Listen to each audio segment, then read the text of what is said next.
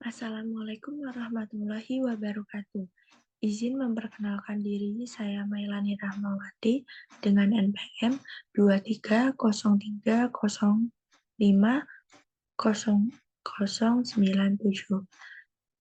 Akan mempresentasikan tugas asesmen tengah semester mata kuliah strategi pembelajaran. Mengapa strategi pembelajaran penting dan harus dikuasai oleh guru? Strategi pembelajaran dapat diartikan sebagai kegiatan perencanaan yang ditetapkan untuk mencapai tujuan pembelajaran. Mengapa hal ini menjadi penting? Menurut saya, strategi pembelajaran sangat penting dan harus dikuasai oleh guru karena beberapa hal. Yang pertama, mengoptimalkan proses belajar dan memastikan pencapaian kompetensi. Strategi pembelajaran membantu guru merancang kegiatan pembelajaran yang terarah untuk mencapai tujuan pembelajaran secara efektif dan efisien. Dengan strategi yang terencana, guru dapat mengarahkan siswa untuk mencapai kompetensi dasar sesuai dengan kurikulum. Selanjutnya, mengatasi keberagaman siswa. Tentunya di dalam satu kelas, setiap siswa memiliki gaya belajar, tingkat pemahaman, serta kebutuhan yang berbeda. Guru sebagai fasilitator harus mampu mengatasi hal-hal tersebut. Guru berhak menentukan strategi pembelajaran yang sesuai dan paling tepat digunakan di dalam kelas dengan tujuan untuk memenuhi kebutuhan yang sesuai dengan karakteristik siswa. Selanjutnya, efisiensi waktu dan sumber daya. Strategi yang terencana memungkinkan penggunaan waktu dan sumber daya pembelajaran secara optimal.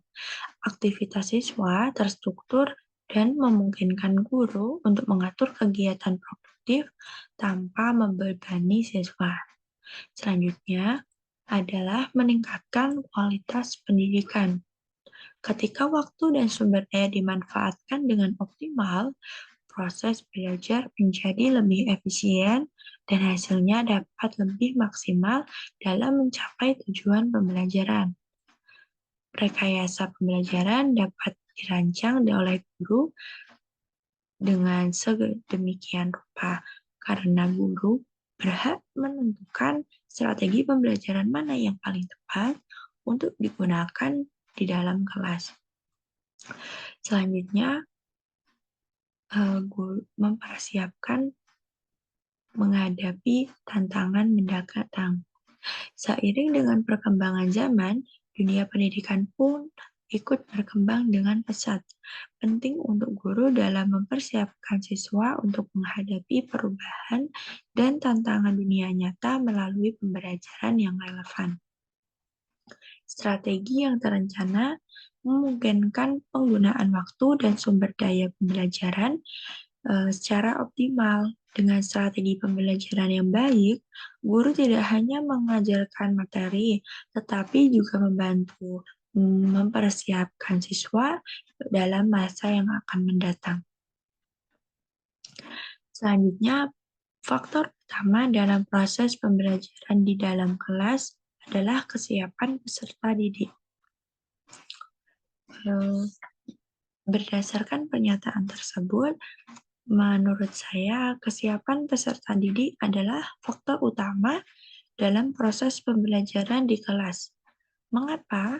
Karena kesiapan ini menentukan seberapa baik siswa dapat menerima, memahami, dan memanfaatkan pembelajaran.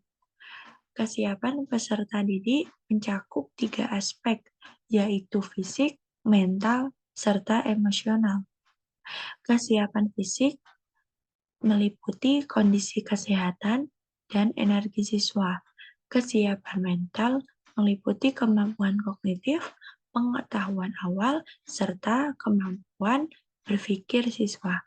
Yang terakhir, aspek emosional, yaitu motivasi, minat, dan sikap terhadap pembelajaran.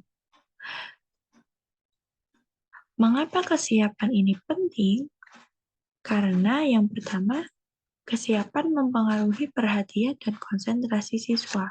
Siswa yang tidak siap cenderung sulit fokus pada pembelajaran, sehingga pembelajaran kurang efektif.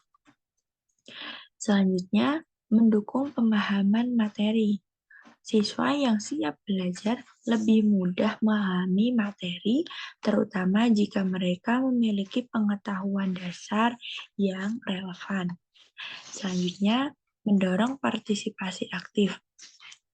Kesiapan mental dan emosional mempengaruhi seberapa aktif siswa dalam diskusi, bertanya, dan menyelesaikan tugas yang diberikan oleh guru. Selanjutnya, membantu guru dalam mengelola kelas. Ketika siswa sudah siap untuk belajar, guru akan dapat lebih fokus pada pengajaran daripada harus mengelola gangguan atau kebingungan yang ada di dalam kelas. Faktor yang mempengaruhi kesiapan siswa. Yang pertama ada lingkungan keluarga. Dukungan keluarga terhadap belajar termasuk menyediakan waktu dan fasilitas belajar merupakan faktor yang terpenting yang mempengaruhi kesiapan siswa. Selanjutnya, kondisi psikologis mencakup kepercayaan diri dan motivasi siswa terhadap pembelajaran. Kebutuhan dasar siswa yang lapar, kurang tidur, atau tidak sehat akan kesulitan belajar. Sedangkan siswa yang dalam keadaan kenyang, tidur cukup, akan mudah dalam penerimaan proses belajar. Selanjutnya, kesiapan akademik. Pengetahuan atau keterampilan dasar yang diperlukan untuk memahami pembelajaran.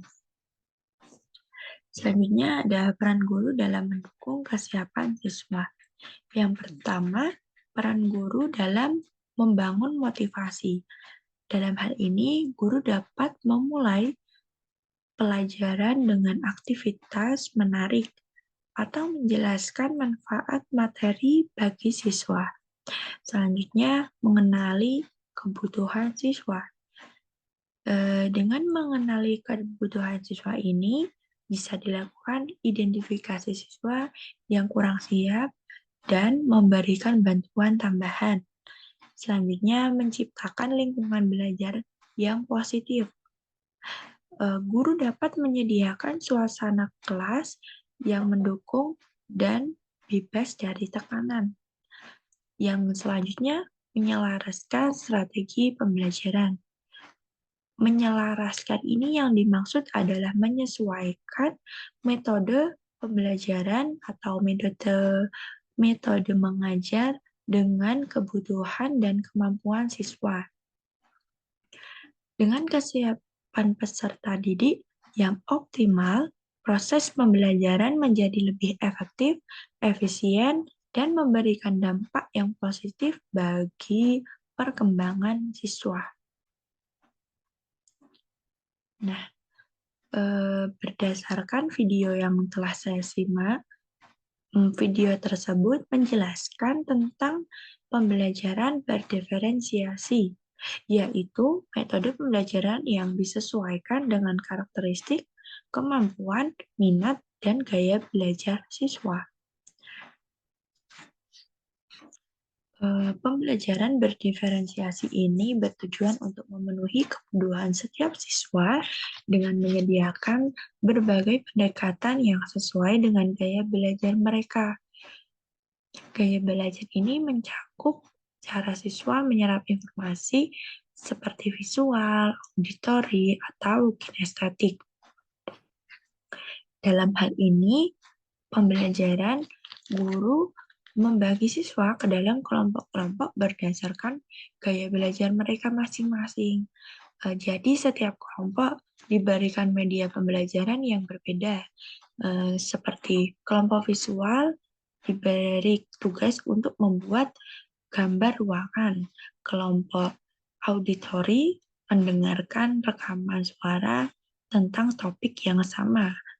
Selanjutnya, kelompok kinestetik diberikan tugas melakukan wawancara mengenai ruangan rumah. Selanjutnya, dalam pola pembelajaran berdiferensiasi, terdapat strategi pembelajaran yang digunakan, yaitu ada 3. Yang pertama, diferensiasi konten, yang kedua, diferensiasi proses, dan yang ketiga, diferensiasi produk. Yang pertama, diferensiasi konten. Dalam hal ini, guru menggunakan berbagai media ajar yang digunakan sesuai dengan gaya belajar masing-masing siswa.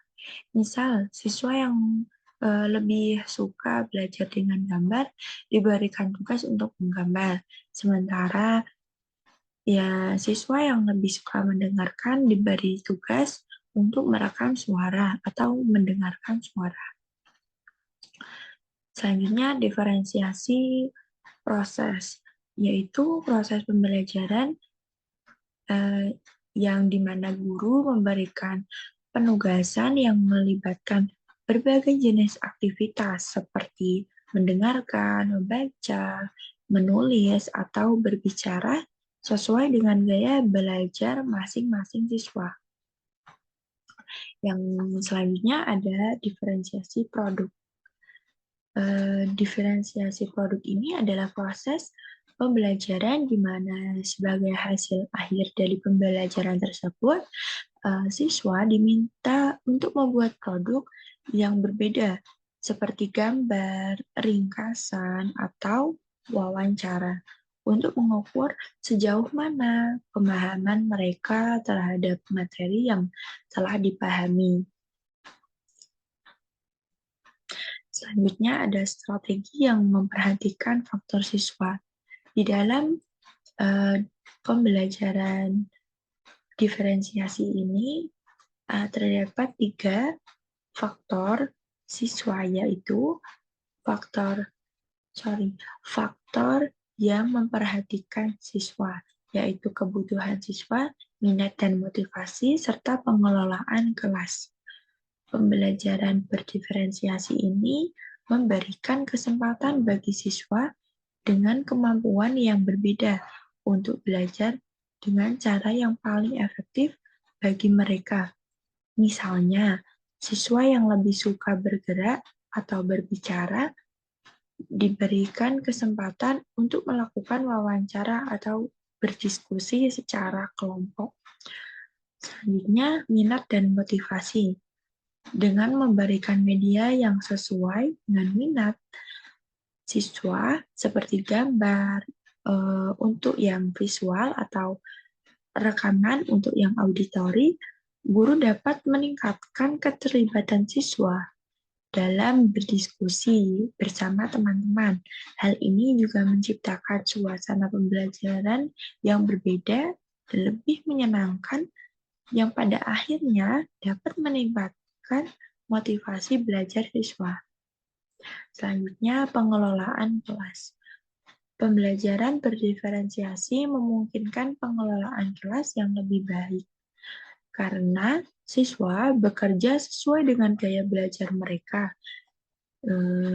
serta mengurangi kebosanan yang sering terjadi di dalam kelas serta kebingungan, dan meningkatkan partisipasi aktif siswa dalam pembelajaran. Selanjutnya, hal menarik yang ada di dalam video tersebut mengenai strategi pembelajaran adalah mengenai pentingnya kesiapan dan keterlibatan siswa dalam pembelajaran diferensiasi. Di dalam video tersebut, guru tidak hanya sebagai fasilitator atau pemateri, tetapi juga sebagai